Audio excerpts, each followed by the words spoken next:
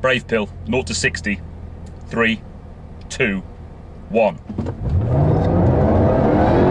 Oh my goodness me. 60. Yeah. Wow. Wow. Hey guys, and welcome to Petrol, and welcome back to Jaguar land. Yes, hopefully by now you'll have seen my previous video where I was lucky enough to get to drive the stunning Jaguar Project 7. I've wanted to drive one of these for quite some time and it didn't disappoint in any way. What a soundtrack. But it's not often you get to drive back to back a Project 7 and a Project 8. The only difference is I have driven one of these before, but on circuit I only got 3 laps and it was one of those, it was frustrating because I just wanted to drive it some more. Well, today is my chance. Today we're going to take this absolutely stunning Project 8 out on the road.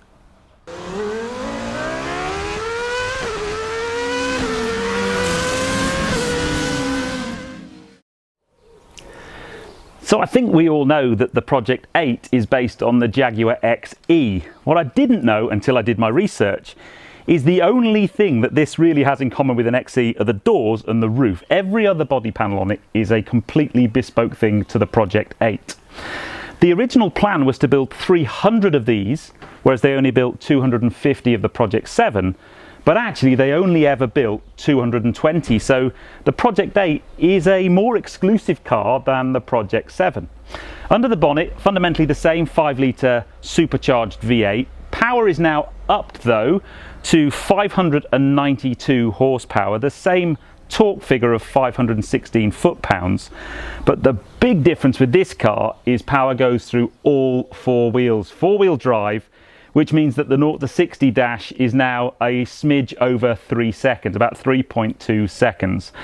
And I have driven one of these on track and it was the most incredible experience, even though it was only 3 laps.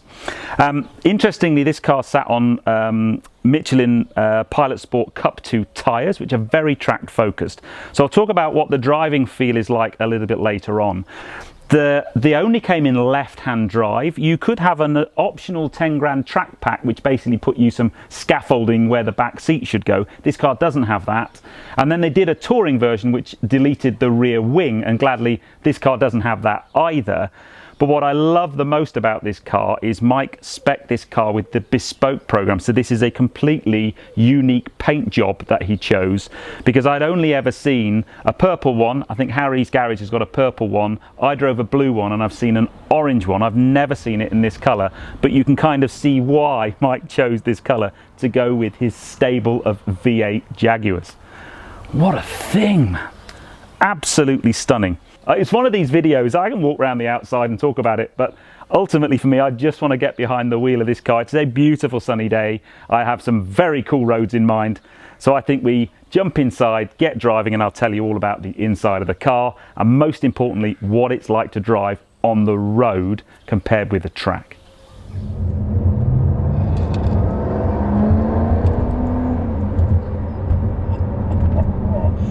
Ladies and gentlemen, welcome to the Jaguar Project 8.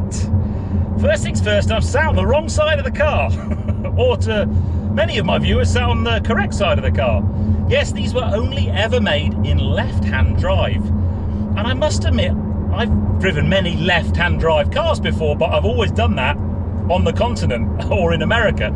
I've never driven a left-hand drive car in the UK before, and it's very, very weird. And I'm sure that the fact this car was only available in left-hand drive might have put a few potential purchasers off. I'm pretty sure that's the case. Interestingly, this car was targeted to be made up to 300 of them, and they only ever made 220 because basically they didn't have enough orders to make them all. So it's a more exclusive car than the Project 7. They've both been done by Special Vehicle Operations. They both bear the Project name, and they both have very similar things happening under the bonnet. A whopping great big 5-litre supercharged V8 petrol engine. However, this is a very, very different proposition to the Project 7 that I drove on the last video. Hopefully by now you have watched that. First things first, pointing out the obvious, this is a saloon car. But it's a very track-oriented, track-focused saloon car. This particular spec has seats in the back and it is beautifully appointed in here, but for an extra 10,000 quid you could turn this into a proper track day weapon. Other things that are different, as I've mentioned already, this is a four-wheel drive platform rather than the rear-wheel drive of the Project 7, and that's probably good because this is packing more horsepower and more performance. But it's still got that SVO, Special Vehicle Operations noise. It's an absolute hoon monster. So we're going to head over to some really great driving roads and put this bad boy through its paces. Now I am a little bit more confident in this car because it's four-wheel drive, it's a lovely sunny day, I have Michelin Cup 2 tyres on, so I've got plenty of stick holding me to the tarmac, and I have a feeling that this is going to be quite an experience, and it's great to bring you guys along for the ride. And I must again thank Mike for letting me out in this very, very special car. What a privilege.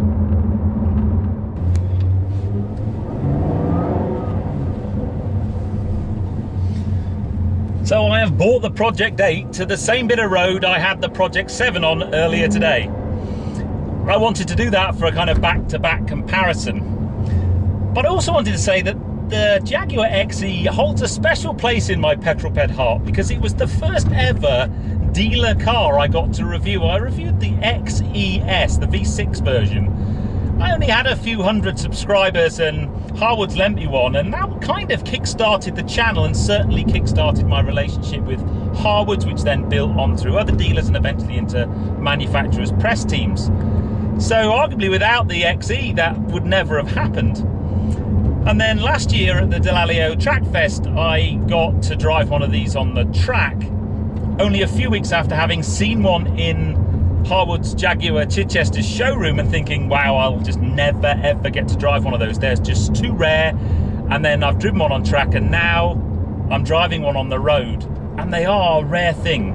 220 worldwide, that's hardly anything. Instant impressions of the car is it's very, very track focused in here. So the spring rates on this car are 4.5 times stiffer than a standard XE. So it does feel the bumps really, really harshly. It's probably not going to be for quite a few people. I mean, even my Mini feels soft compared to this. It is a pretty firm ride. The steering is very sharp and very, very darty and accurate, and that you can just feel the track DNA coming through the car. And I'm not going to put it into track mode. So interestingly, the Project 7 didn't have a track mode, it just had dynamic mode. This has a track mode. I'm not going to put it in that today, I'm just in dynamic mode, sport mode gearbox, and then I'm on the paddles, manual shifting. And the instant impression you get from the car is one of confidence, but man is this car fast. So it is Jaguar's most powerful car ever. 0 to 60 times about 3.2 seconds, helped by four-wheel drive obviously, and it tops out at 200 miles an hour. Now that gigantic whale tail on the back will produce 112 kilos of downforce at 186 miles an hour. Won't be doing that today. But yeah, so the throttle response is very sharp. The other thing I noticed in this car, compared with the Project 7, the brakes are very sharp and you really feel that they're there. You don't have to push very hard and you get lots of retardation. The Project 7's brakes, they were epic, don't get me wrong, but you did have to push quite hard. This, and just listen to that.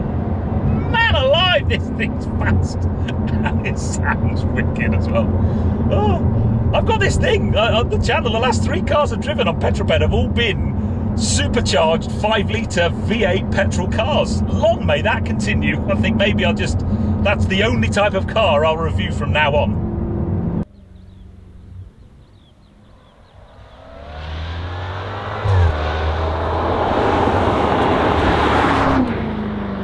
Okay, brave pill, 0 to 60, 3, 2, 1. Oh my goodness me. 60. Yeah. Wow. Wow. That was a surge. A definite surge. Manual box. Let's give it some beans, shall we?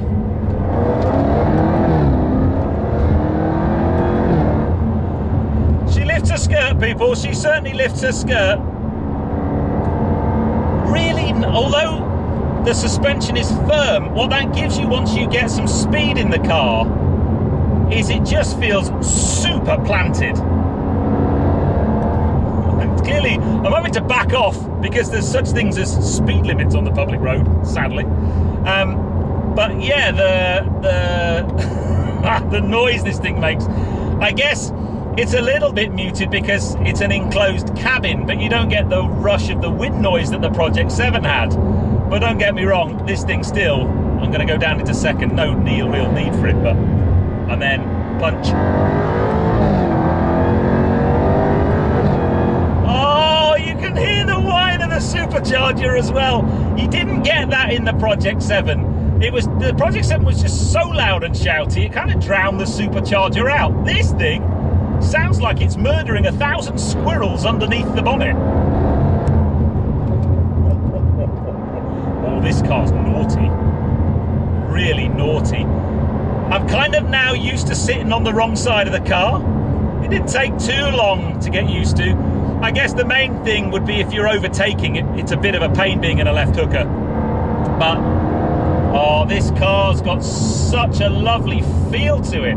Oh. And the noise. The review is going to be less about things like infotainment, interior and stuff. Oh, the front end! Because it's a Jaguar XE at the end of the day. It's all about the drive and the steering. You hardly need to put any inputs into the steering, and the front wheels just bite into the tarmac. Oh. Okay, calm down. Let's take a moment.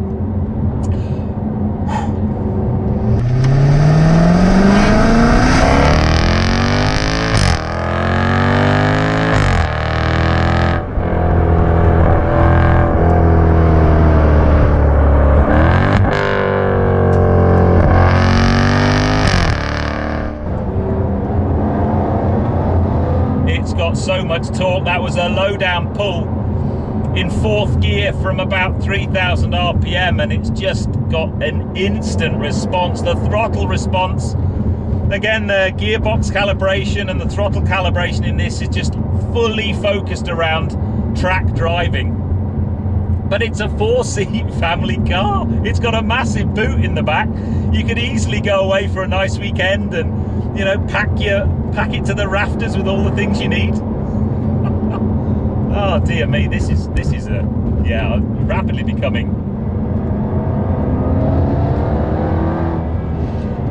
What on earth? It's got such an amount of. Right, okay. Take stock, Peters. Take stock. So a real privilege to drive these two cars back to back. They are from the same family. They have so much of the same DNA, but they are totally and utterly different. I thought my preference would be the Project 7. It's a soft top, it's a beautiful looking car, but this thing, the looks you get from people when you're driving it round, I know it's going to be way too much for a lot of people. The big wing on the back, the big wide flared arches, the sills, I mean, they've got no step on them. Getting in and out of this thing without stepping on the carbon fibre sills is quite a trick, believe me. But the driving experience this car gives you is just immense. It was so good on track, and I only had 3 laps, but it just had that feeling of a car that was just set up brilliantly. But you translate that onto the road, the only problem it has on the road, it is so fast and so capable that you really can't use it. You have to put this on a circuit. And when you do, oh man, you're gonna have a good time, because you stick into a corner like this one, and then on the way out you go, you get that whine of the supercharger. Woohoo! Man. So, before I have a major conniption, I'm gonna just keep doing that. When you got a car in front, you slow down, wait for them to give you a bit of space, drop it down into second gear, and then do that. Mega. Absolutely mega. Well, there's some thank yous to be said here. To spend a day filming with two cars of this rarity and this, just they're so special, has been an immense privilege. And you know, when Mike got in touch and said, look, would you like to come and drive my cars? And he's such a fan of Jaguar. He's got such an amazing set of stories about how he ordered his Project 7, how he was offered one of these, and they are clearly his pride and joy, and quite rightly so. So to invite me, a complete stranger, to come over and drive both of his cars unaccompanied is a real honour, and I'm so grateful that I've been able to share these two cars with you lot, because you know I get to drive some great cars, but quite a few of the cars that I drive, they're the latest on a press fleet, or they're the latest in a showroom, and anybody could go and buy them. Not anybody can go and buy one of these. You know, all the Project 7s, they were sold instantly. 250 were sold instantly. Mike was saying this morning they had 8,000 people who were in a position to buy one and want one, and they only made 250. And then the same with these, although I think the problem with this car is it's a left hooker, and that put people off, because if they'd have actually driven it, for me as a driving car, this is a better car. It has a better feel to it. It's far more sporty and responsive, and if I was going on a track day, I'd take this every day of the week. If I was going on a touring holiday down to the south of France to attack the Red Rock Road, the Red Rock Road in a Project 7, I'd take the Project 7. But what a pair, what a pair. But if you really, really pushed me, if you really said, come on Ped, which one is going to be in your garage? It's a big surprise to me that I'm going to say this, the Project 8. Please put in the comments below which one you take home. Would you have a Project 7 or a Project 8? And you can't cheat, you can't have both. You've got to have one or the other. Anyway, I'm going to make myself a nice long journey back to Mike's house. I need to say a massive thank you to Mike. Mate, you are a superstar, absolute star peddler. Thank you for letting me share your two beautiful cars with the peddlers. Anyway guys, the corner coming up, hold on it, just down into set, around there, and then